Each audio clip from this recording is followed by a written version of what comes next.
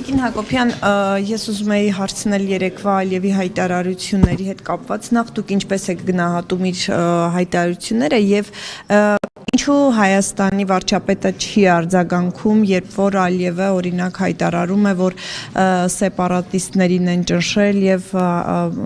սեպարատիստների հարցերն են, այսպես ասենք, լուծել եւ այդպիսով նաեւ Ադրբեջանի տարածքային ամբողջականությունը վերականգնել։ Գիտեք, որ մենք հյուրընկալել էինք գագաթնաժողովը, այսինքն մենք հյուրընկալ կողմ էինք։ Եվրոպայի խորհրդարանի նախագահը Ռոբերտա Մեցոլան հնարավորություն ունեցավ արձագանքելու, անդրադառնալու հայտարարությանը եւ եթե կարիք տեսնեինք, այդ պահին արձագանք կլիներ կամ հետագայում եթե կարիք ունենանք, կարձագանքենք, բայց արձագանքը խորհրդարանի նախագահի կողմից եղավ այն էր, որ խորհրդարանի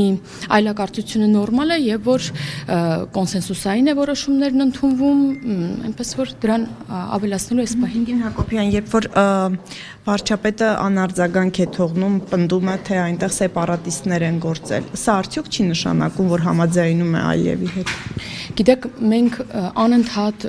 Ադրբեջանի կողմից հնչող հայտարարություններին, այսպես բուլինգի ենթարկելով Հայաստանի Հանրապետությանը, թե արձագանք եք կամ ժամանակին էլ հիշում եք, որ ոչ վաղ անցյալում պարբերաբար կրակոցներ կային ադրբեջանական կողմից, էլի բուլինգի էր ենթարկվում Հայաստանի Հանրապետությունը, թե արձագանքեք, նույն կերպ գործեք, բայց մենք մշտապես հայտարարում ենք, որ մենք ունենք նպատակ եւ օրակարգ եւ մենք մեր օրակարգով առաջ ենք շարժվում եւ ոչ ոք չի ասել, որ այս ընթացքը հեշտ է լինելու եւ հենց դրա համար էլ երևի անհրաժեշտություն կա ունենալու պայմանագրեր եւ հավելյալ երաշխիքներ։ Իսկ երբ որ չենք արձագանքում, չի նշանակում, որ համաձայնում է Հայաստանի իշխանությունը Ալիևի ասածների հետ։ Երբ որ կրակոցներ կային եւ մենք պատասխան չենք կրակում, նշանակում է մենք համաձայն ենք այդ կրակոցի հետ։ Ուղղակի մենք ворթեգրել ենք խաղաղության օրակարգը եւ այս օրակարգով առաջ ենք շարժվում եւ ոչ ոք չի ասում, որ այդ ընթացքում չեն լինելու խոչընդոտներ, հայտարարություններ, գործողություններ եւ այլն, բայց դա չի նշանակում, որ մենք պետք է մեր ուղուց շեղվենք եւ միշտ չջաննել է, չէ՞, խաղաղության օրակարգի մի մաս։ Եվ Տիկին Հակոբյան, այո, բայց ելի եմ ասում, ոչ ոք չի ասել, որ հեշտ է լինելու։ Եկեք ընդունենք, ընկալենք, որ մենք ավելի շատ ենք ուզում խաղաղություն։ Եկեք այդպես ընդունենք եւ փորձը տարիները այս ընթացքում ամիսները ցույց են տվել, որ երբ որ մենք մեր ուղուց չենք շեղվում, անկախ նրանից ինչ է հնչում Ադրբեջանի կողմից, ինչ է հնչում երրորդ երկրի կողմից, ինչ է հնչում ներքին ընդդիմության կողմից, սա իշա Հայաստանի Հանրապետության է լինում ի վերջո։ Դուք կարծում եք, որ արձագանքը այդ պահին կարող էր վնասել խաղաղության գործընթացին։ Ես չեմ ուզում մեկնաբանել հիմա վարչապետի գործողությունները։ Ես ասացի, որ մենք հյուրընկալող երկիր ենք եւ Եվրոպայի խորհրդարանի նախագահը հնարավորություն ունեցել է որպես պատասխանող կողմ դրան արձագանքելու եւ եկեք հիմք ընդունենք խորհրդարանի նախագահի մեկնաբանությունը։ Տիկին Հակոբյան, այդ խաղաղության գործընթացի վերաբերյալ Ալիևը իր ելույթում նշեց, որ չնայած բոլոր այն մարդկանց ջանքերի, ովքեր փորձում են խաթարել գործընթացը, ում նկատի ունեցեք ձեզ։ Թե ես պետքա Ալիևի հայտարարությունների մեկնաբանեմ։ Ովքեր են փորձում խաթարել։ Յուրաքանչյուրը կարող է իր մեկնաբանությունն ունենալ եւ ես չեմ ուզում հիմա ենթադրություններ անել, թե Ալիևը ում է նկատի ունեցել։ Բայց կան այդպիսիք, ովքեր որ փորձում են խաթարել։ Ես էլ իմ խոսքում, եթե ֆիքսեցիք, ասացի, որ որքան էլ Ադրբեջանի կողմից կլինի, երրորդ երկրի, երրորդ կողմից կլինի, թե մեր ներքին ընդդիմության կողմից կլինի այդ խոչընդոտների հարուցումը, մենք այդ խոչընդոտներից չենք ընկրկում եւ մեր ուղուց չենք շեղվում, որովհետեւ սա ցույց է տվել, որ մենք նման գործողություններով միայն ի նպաստ Հայաստանի ենք որոշումներ ընդունում եւ գնում ենք դեպի այդ ուղղությամբ, որովհետեւ այսօր մենք ունենք Ադրբեջանի հետ երկկողմ օրակարգեր, դրանք դելիմիտացիային դեմարկացիային են ուղղված, խաղաղության համաձայնագրին են ուղղված եւ ենթակառուցվածքների ապաշրջափակման կոմունիկացիան։ Եկեղեցիները քանդում են դա, այսինքն խաղաղության մասին է։ դա եւս մի խնդրահարույց, ախր տեսեք, օրինակ երբեմն դուք sense բարձրախոսները մեկնում եք ու ասում եք, այ որ Ադրբեջանը այսինչ հայտարարությունն արեց, այսինչ գործողությունը սա ձեզ աջակցելու, ձեր ընտրվելու համար գործողություն է։ Արդյոք երբ որ եկեղեցի է քանդվում, սա նրա համար է, որ մենք չընտրվենք։ Ախր բանա ամբողջությամբ հիմա մեր ներքաղաքական կյանք է մխրճված Ադրբեջանը եւ Ալիևը եւ սա նաեւ լավ բանի մասին չի խոսում։ Սա նշանակում է, որ հերվից կարելի է կառավարել Հայաստանի Հանրապետությունը, որովհետեւ նրա բոլոր գործողությունները կախված են մեր ներքին հարցերի հետ։ Վարչապետը դրան արձագանքել է, կան պատմամշակութային ժառանգություն, կա նորակառույց եկեղեցի, ամեն դեպքում որևէ արժեք ներկայացնող որևէ քանդում ինչ-որ բանի դա հաճելի տեսարաններից չէ եւ վատ է, բայց սրանից արկախել մեր խաղաղությունը եւ մեր սերունդների կյանքը սա էլ ճիշտ չէ։ Տիկին Հակոբյան, Ալիևը ասում է ռազմական հանցագործներ են եւ դատվել են հենց դրա համար։ Հիմա դուք ինչ կասեք, ինչի համար են իրենք Բաքվի բանտում։ Մենք բոլոր գերիների, ռազմագերիների պահվող բոլոր անձանց համար ի սկզբանե պայքարել ենք, որ նրանք վերադառնան Հայաստանի Հանրապետություն, որովհետև գտել ենք, որ դա է ճիշտը։ Եվ այս ընթացքում մենք գիտեք, որ բավականին հաջողություններ ունեցել ենք, սակայն դեռևս շարունակում են Բաքվում մնալ մեր հայրենակիցները թվով 19 եւ բնական է, որ մեր ջանքերը նրանց վերադարձնելու շարունակվում են եւ շարունակվելու են եւ սա է մեր օրակարգը։ Բաքուն իրենց պահում այնտեղ, ինչի համար է իրենց պահում։ Հիմա ես դրան պատասխանեմ։ Եթե նայենք Բաքվի կողմից յուրաքանչյուրին մի հոդվածով է, սակայն մենք գտնում ենք, որ մեր հայրենակիցները պետք է վերադառնան Հայաստանի Հանրապետություն։ Ըստ ձեզ նրանք ռազմական հանցագործներ են եղել, Տիկին Հակոբյան, Արցախի ռազմաքաղաքական ղեկավարությունը ռազմական հանցագործներ են։ Ասացի եւ ես չեմ ուզում որակավորում անել։ Նրանք մեր հայրենակիցներն են եւ գտնում ենք, որ նրանք պետք է վերադառնան Հայաստանի Հանրապետություն։ Տիկին Հակոբյան, տեսեք, եթե Ադրբեջանը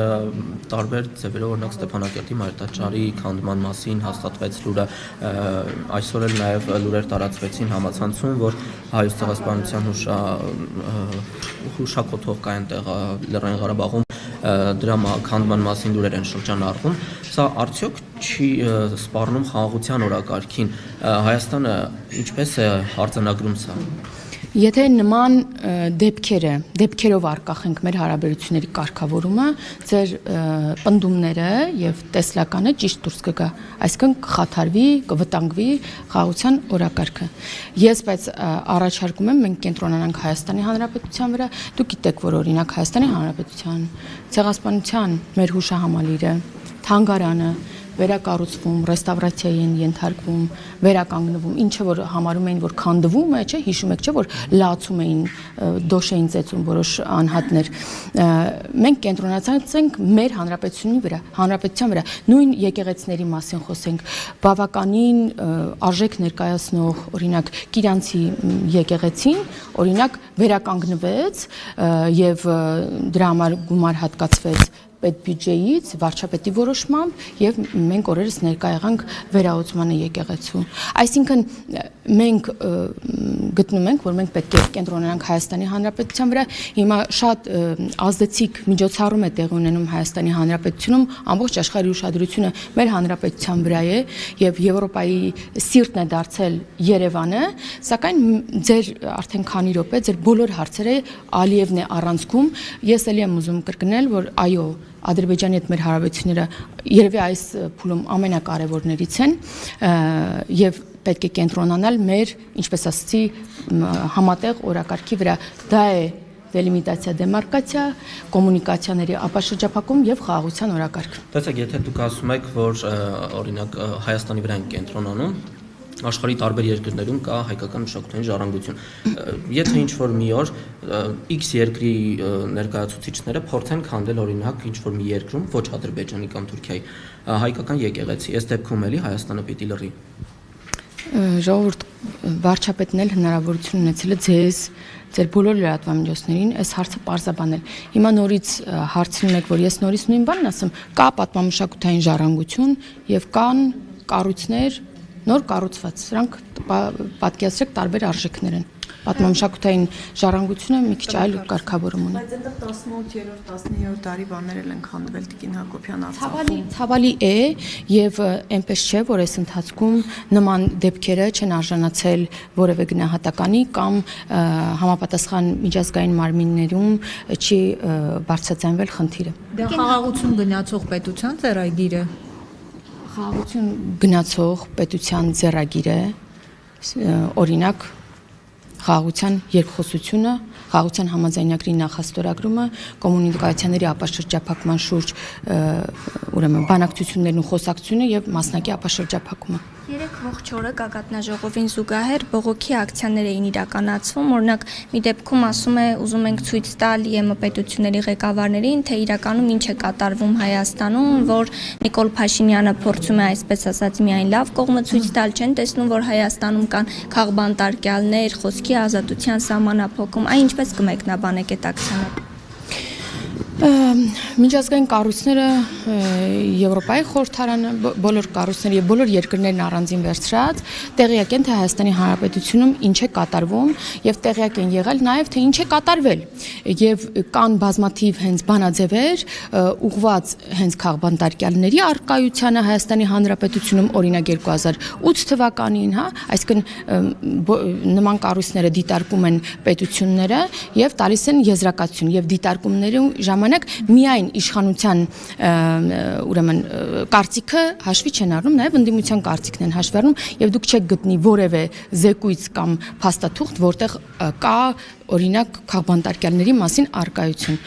Ինչ վերաբերում է մեր տեղական ուրեմն խոսակցություններին, բոլոր այն մարդիկ, որոնք պարզապես քաղաքականությամբ են զբաղվում եւ որևէ գործով են անցնում, նրանք բնավ քաղբանտարկյալ չեն, հա, այսինքն պետք է գնահատել մարդկանց արարքը, ոչ թե այն, որ եթե քաղաքականությամբ է զբաղվում եւ որևէ գործով է անցնում, ապա նա անպայման քաղբանտարկյալ է։ Նրա հայացքների բերումով հետապնդումն է քաղբանտարկյալ համարվում, ոչ թե միայն այն, որ օրինակ գոյություն ունի, օրինակ Վարդան Ղուկասյան, Գյումրու քաղաքապետ, եւ ուզում եք ասեք, որ նա քաղբանտարկյալ է, կամ մնացած մարդիկ, որոնց անուններն է սորերին հպարտորեն բարձրաձայնում են, կամ որևէ մի ուրեմն հայոյախոս բլոգեր, որը հանդգնում է բոլոր սահմաններն անցնել եւ նա համարվում է քաղբանտարկյալ, հա։